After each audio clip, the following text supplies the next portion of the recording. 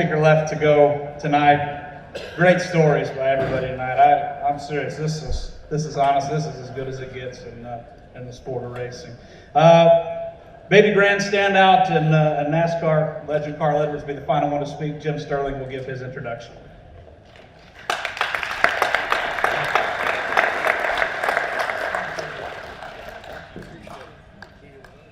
Thank you. I wouldn't be here without him. It's nice to be with you in Springfield tonight. My congratulations to all the inductees, all of you, and all those of you that are inductees from earlier years. My dad took me to my first stock car race at Humansville 65 years ago. Kenny, you were racing?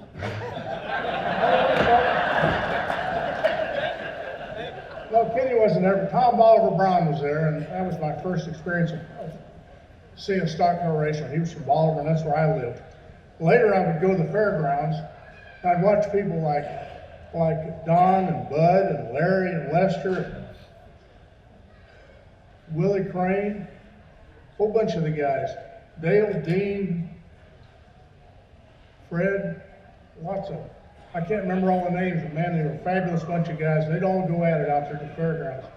And I always thought the wildest thing about the fairgrounds was the parking lot when you left, because everybody that left, particularly us teenage boys, all thought we were race car drivers when we left the track. Now, maybe some of you experienced that, but it was a great thing driving out of there. I think we did a little bumping sometimes. When I returned to Bolivar in 1968, Ronnie Hughes had a good thing going at the Bolivar Speedway. I started writing stories, taking pictures, and covering races. So every Saturday night, that was what I did. I went to the Bolivar Speedway to cover stock car races. Saw David Berlin, Jerry Shaw, Tom Brown was racing there, and all the others that went head to head with the best racers from throughout the Ozarks. So when I met my lovely wife Nancy in Columbia, after I moved to Columbia about 2000, after 2000, she said she had a son who was a race car driver. So I thought I'd just fit right in with that. I knew all about racing. She took me to a race at Moberly, about 30 miles north of Columbia. And not only were the cars different up there, because I was used to a bunch of late model Chevrolets down here, is what we all had back when I was watching racing back in the 60s and 70s. But I just about choked on the dust up there on turn 4. And I'll tell you, the dirt in North Missouri is different than the dirt in South Missouri. And I really like this a lot better down here. I expect you do too. I quickly figured out this kid that we were watching was something special. He was a heck of a good dirt track driver. He'd been racing since he was 14. When he first stepped into his father's car one night over in Western Illinois and won a race. I don't know quite what he had to do when he got to the finish line. Maybe he'll tell you about that, but he wasn't supposed to be in there. Certainly didn't have a driver's license at that time. By the time I met him, he was a track championship all over Missouri, burning up the tracks. He'd run in Lebanon, Odessa, California, Holt Summit, a place I'd never even heard of. He was driving baby grands for Dwight Laxton from West Plains, Silver Crown cars, ran those from coast to coast. He got good enough that Mike Mittler, up towards St. Louis, Mike put him in a 63 truck to run in the NASCAR Truck Series. And from there, Carl Edwards just took off and became a household name for race fans everywhere. Jack Roush hired him to drive the 99 truck, and he won 8 times in that series. And moved up to the Busch Series, which he was a NASCAR champion in 2007. Overall, I think he won 38 races in that series. Didn't take long for him to get a seat in a Roush Ford in the Cup Series, and people knew he was a real deal from the very beginning. Really was. At Roush and later with Joe Gibbs Racing, he would appear in 445 races at the top level, win 28 races in the Cup Series, and barely lose out on 3 championships. Overall, he won 74 races in the 3 NASCAR series over 15 years. He quickly became one of the top drivers and was always in the hunt for the top prize. He finished in the Cup Series top 5 6 times, including second twice and third once. Under the rules in place when he started, he would have led the series in points twice. As we all know, he was running away in that final race at Homestead when the Phantom Yellow came out with 10 laps to go. That's not him saying that, that's my editorial on it. Carl Edwards is a Missouri guy. Born and still living in Columbia, tried North Carolina, but he really likes Missouri better, so we're glad he's back home. I know his mother's happy to have him home. Do that. Carl's had a Hall of Fame career and has always set a high standard at a competitive level. He ran head-to-head with Mark and Jimmy and Jeff and Dale Jr. and Tony and Kyle and Jamie and Kevin and Brad, all the guys, all the big names in NASCAR. There was no bigger name through that period of time that he raced than Carl Edwards. I used to love to pick up USA Today just to see what they were saying about him and see things. And I've seen the commercials, I've seen him in movies now, I've seen him on things. Was it Logan Lucky? That's what he's a cop in the line. Catch himself, maybe. I don't know what he could do. More than that, he's been a great spokesperson and representative for the racing community. Tonight he's being inducted in the Ozark Racers Hall of Fame, and we're proud to welcome him as one of our own. So, Carl Edwards, come up here and tell them some stories.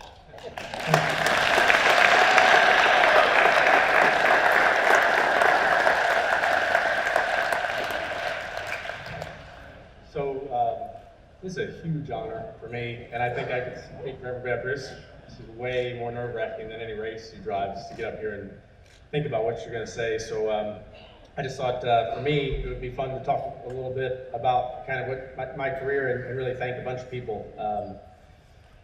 First, my dad. My dad and Kenny are cousins, so you know, I don't know exactly how it all started. Dad always says he's faster than you, but so you must have raced together at some point. But Dad basically raced everything. You know, as a kid growing up, Dad was my hero. He could do anything. He won about every race we went to, and he built these 4-cylinder cars. He'd build, you know, he'd just build the whole car. He'd set the tubing out on the floor and build the car, and go build the engine and go racing. And I'd sneak in and under a blanket in the back and air up his tires and all that. And then he bought a car when I was 14 or something like that, 14 or 15, and we worked on that. And when it was done, I still wasn't 16, as Jim pointed out. And it's like, man, I don't know how I'm going to race. And he said, well, I made you a fake driver's license. I thought, I had no clue you were that cool, Dad. I mean, it was unbelievable. And so he took the trailer that he was towing his car on, and he just cut the front of it off and stuck a spacer in there about 6 feet long, and we hauled 2 cars to the racetrack. And so we did that all over and had a lot of fun. And so yeah, I would show up at German Import Service and work on the cars in the parking lot on Saturday morning. Then we go to races, and every once in a while, this guy Kenny Schrader would come rolling through town, and I thought, this guy's like a superhero. I mean, he flies in on an airplane or rides in on a motorcycle or drives your hauler up to the shop, and I thought it's actually possible to drive race cars for a living. I mean, that's because my teachers tell me I have to go to school and I have to go to college, but there's this guy that shows up and it seems like he's doing okay, and so it spurred this idea in my head that you could drive race cars for a living. And everybody told me I was crazy, and just like they probably told all of us we're crazy for what we like. And but it kind of started going along, and we won some races, and in the 4-cylinder cars, and I thought, well, this is simple. I'll go down to Kenny's for the summer. He invited me, said I could come hang out. I don't know if he told the guy, Huffy, I mean, you made me his roommate, but I don't think he told Huffy. I just showed up and had to explain why I was living with him for the summer. But that summer I learned a lot of stuff, not much about racing. I learned a lot about strip clubs and beer.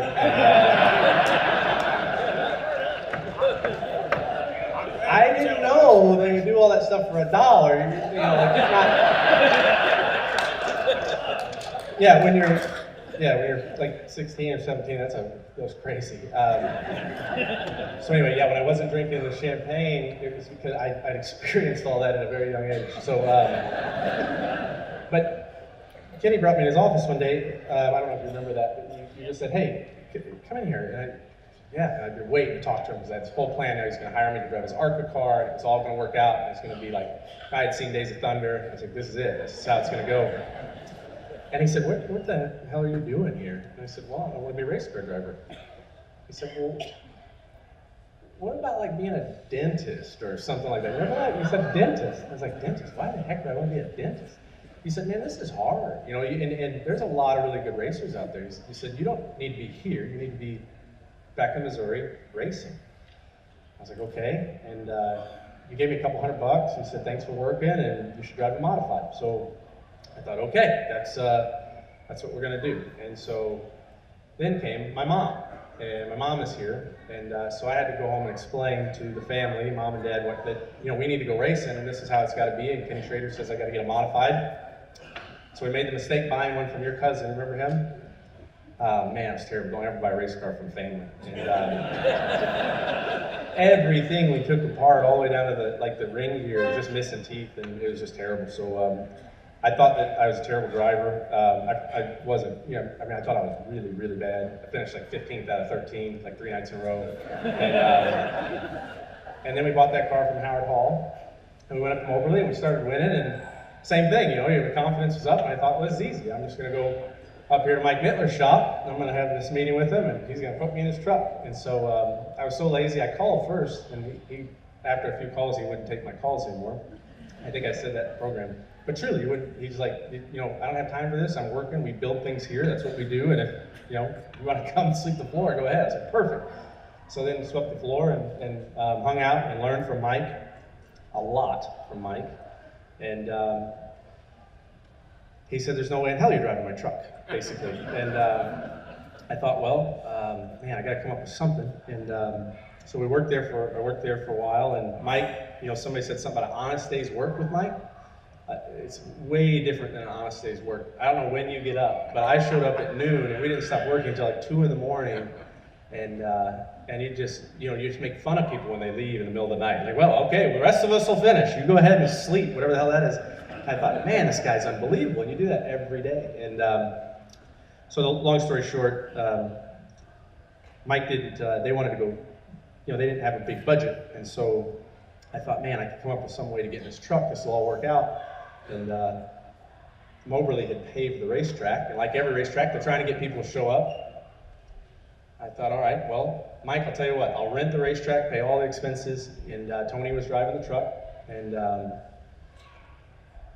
I said, you'll just let me drive it for like 30 minutes, just let me try driving. And you're like, oh, fine. He said, Carl, I have no clue how you're gonna rent the racetrack, that's pretty crazy, but yeah, we'll do it. And I thought, perfect. And I didn't have a lot of money at all, and so I went to the racetrack and I said, hey, if I could get a bunch of media to show up here and cover this new paving job and how great it is, and get people to come to your racetrack, would you let me have the racetrack to use for the day? They said, sure. And then I went to the local media and I said, hey, this NASCAR team thinks I'm gonna be a big deal, so they're gonna let me test up this racetrack. And they said, sure, we'll come cover that. And it all just worked out awesome. And That is a true story. yeah, That's not embellished.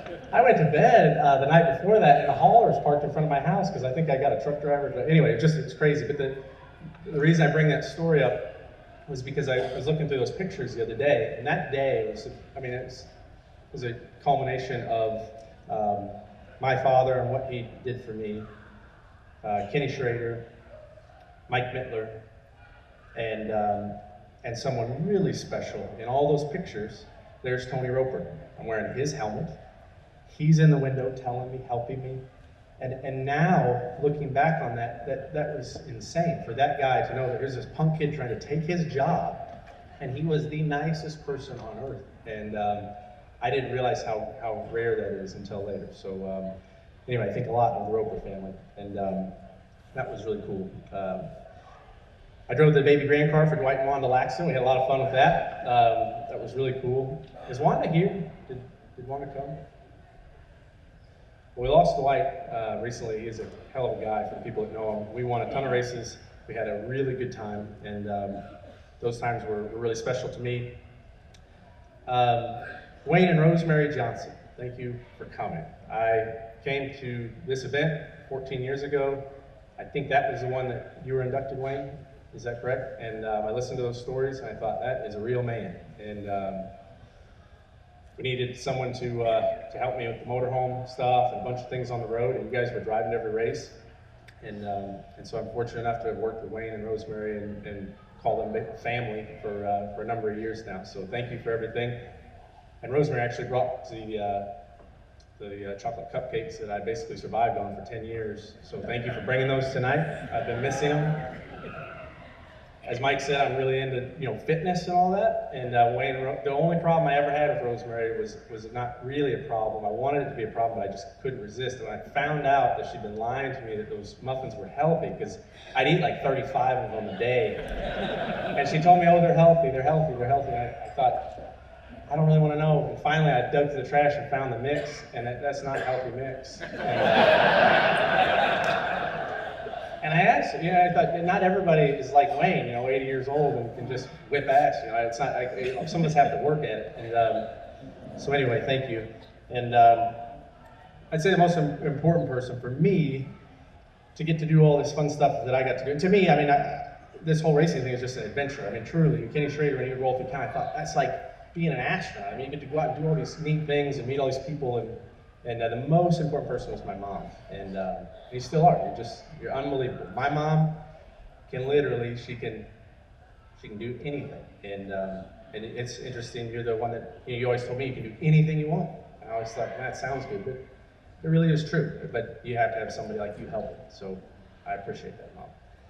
And,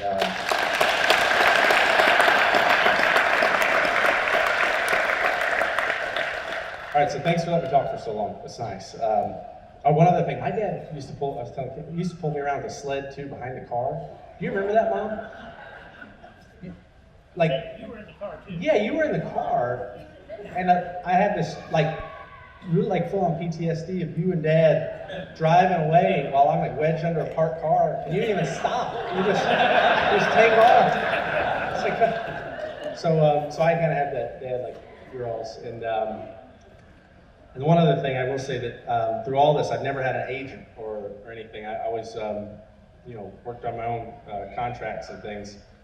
And the one that was brought up earlier, when Jack Roush called me, it was when we were preparing to go to Daytona in 2003.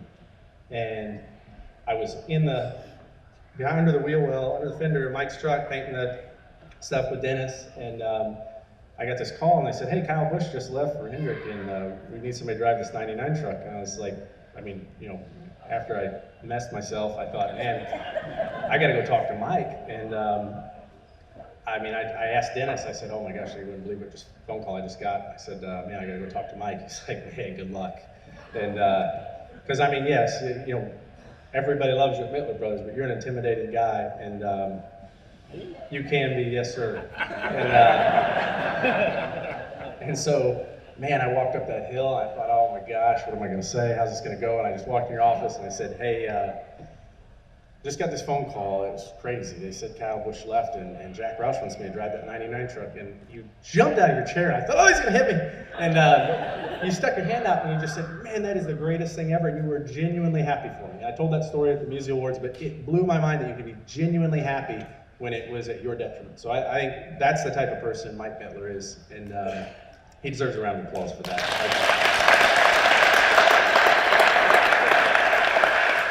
And so one other thing real quick before I'm done, and then, I didn't have an attorney or anything, so I called Kenny Schrader because he's the only guy I assume had any, experience with contracts.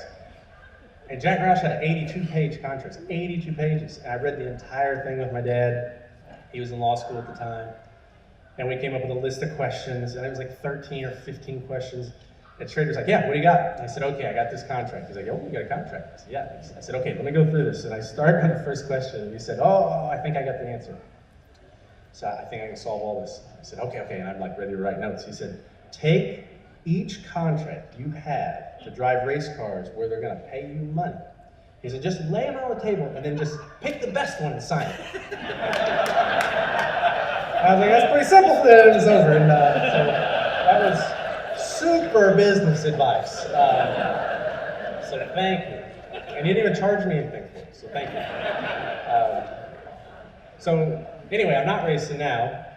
I'm farming, but not real farming like you. I don't know how you take care of 500 head of cattle. But I will say this, everybody wonders why I'm not racing. To me, racing, like I said, is an adventure. It's a passion. It's something I want to wake up every day and just give 100% and focus, like Mike talked about. And I had a ton of fun doing it. And I still may do more somewhere down the road, but right now, I am so grateful for the time I get with my family and so grateful for the things I get to do. And and I'm really enjoying it. And I appreciate the opportunity to race. I appreciate the opportunity that Joe Gibbs gave me to take the time that I want to take. And I truly appreciate all of you and everything you guys have done for me and all the racers in this area. And it's an honor to be here tonight. So thank you guys. Follow your heart and do whatever you like.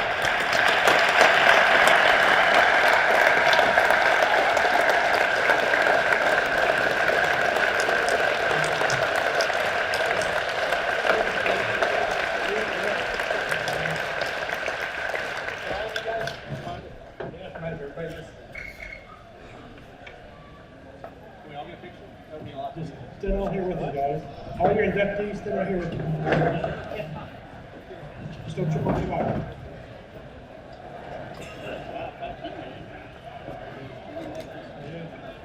I'm sorry, I got talking.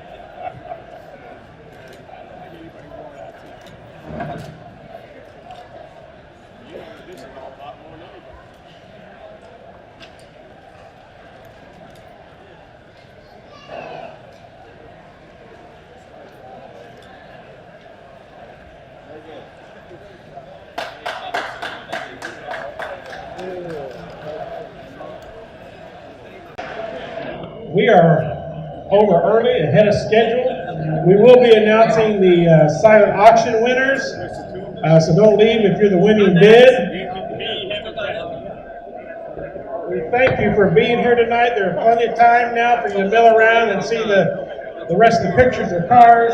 We thank you for being here. It's been a great night. Thank you.